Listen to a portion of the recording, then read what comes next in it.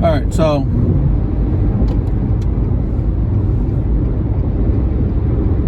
I apologize for however this sounds. I forgot my headphones, so I might have to yell at you the whole time. This is a road rant, and we're going to talk about how to improve your life. Sparked by a conversation about depression. I have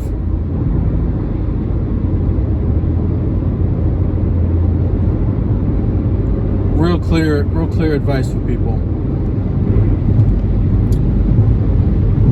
Do the obvious stuff.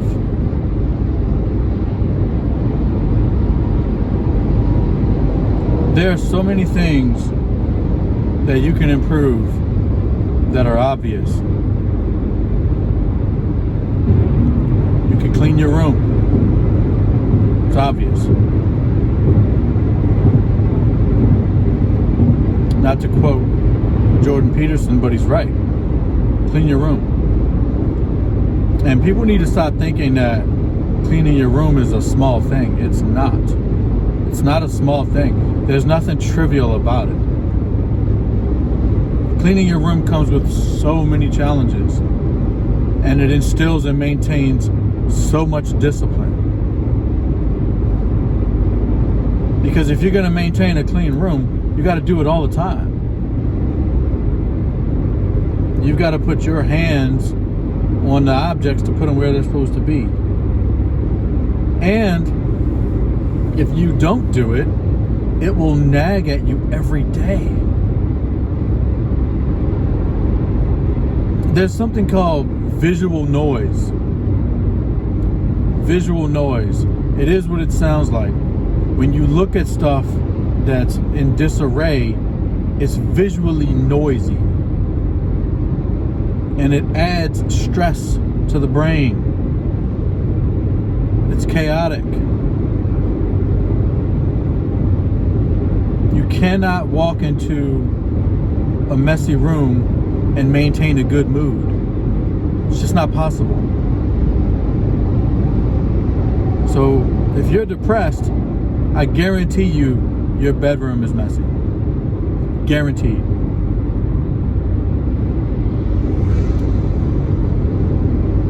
And you think your room is messy because you're depressed. No, you're depressed because your room is messy. The environment influences the psychology. It's kind of like what Crimson Cure talks about, Kendra Davis, with the bioculturon, biology, culture, and environment. Biology influences culture, culture influences environment, and environment goes right back around and influences biology. Your environment is influencing your biology. Your messy room is keeping you depressed.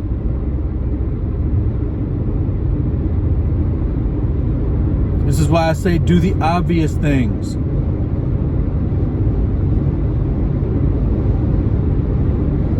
I told my daughter to clean her room, and she said, I don't know. I don't know. The fuck you mean you don't know? What is there to know? There's nothing to figure out. There's nothing to figure out. You just clean your room. But that was a very revealing thing. That I don't know is a very typical habit that a lot of us have, to where we think there's some information that we don't have. We think there's something to learn. There's more research to do. We act like there's a mystery. And only when I uncover this mystery, when I unlock this mystery, will I have the discipline and motivation to do the things that I need to do to be all right. But I'm not going to do the things that are obvious to me, because I don't think those will get me the results I want. The thing that'll get me the results I want must be something I don't know about yet. Because if I knew about it, I'd do it and I'd get the results I want. So you stay in a perpetual state of pondering and research and philosophy and studying and, seeking answers and seeking insight. Meanwhile, the things that have revealed themselves to you in more than one way to be in need of repair, to be in need of your attention, the obvious things you neglect.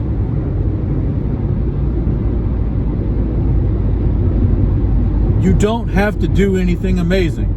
If you just do all of the things that are already obvious and already on your plate, you'll be amazing. It'll raise your foundation. The person who does everything they're supposed to do is amazing. The reason you're not amazing is because that's not you.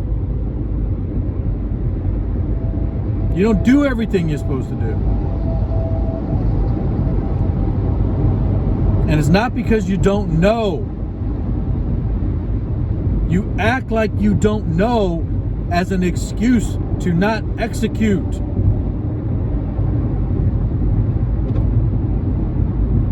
Another thing that's bad for your mental health. You want to get depressed? Know that you should do something and then not do it. That'll depress that ass real quick.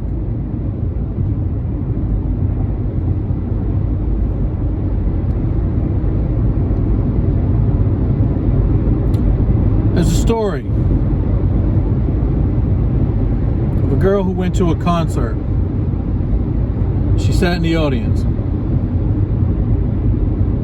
And she looked up on the stage, and the girl looked just like her. It was a twin. But she didn't have a twin. That girl was her.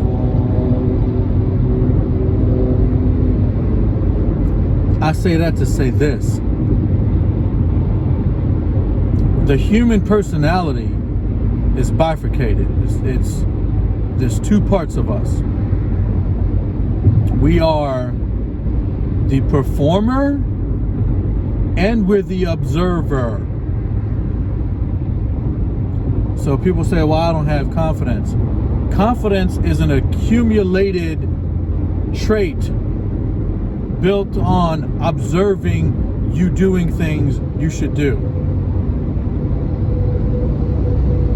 You observe yourself. And that's why you don't like yourself.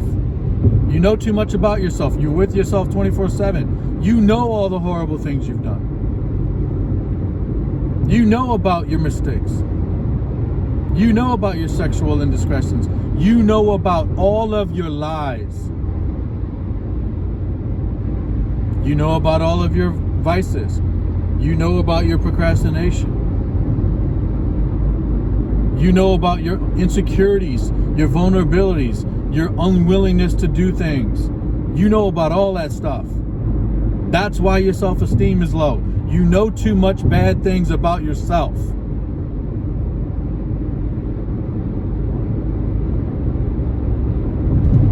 This is why the Stoics and every other philosophy who's right places character paramount.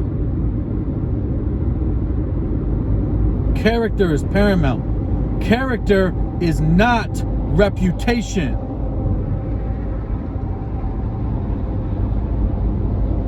A lot of people operate like how they are perceived is the best indicator of their character, and it's not. Other people's opinion of you are by default and absolutely in 2 necessarily miles, take exit 39 incomplete. for Haven Avenue toward Ontario Airport.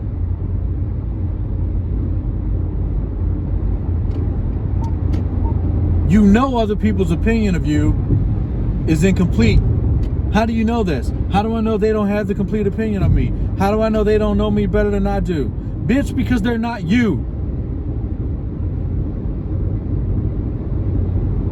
Nobody knows you more than you.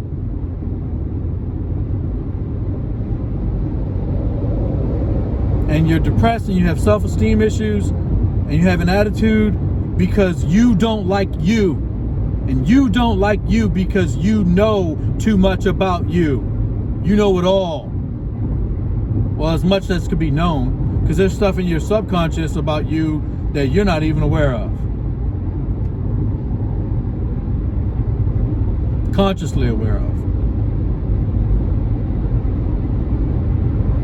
But just like the girl watching herself on stage, just like a parent watching their child on stage, when the child does well, the parent feels pride. In half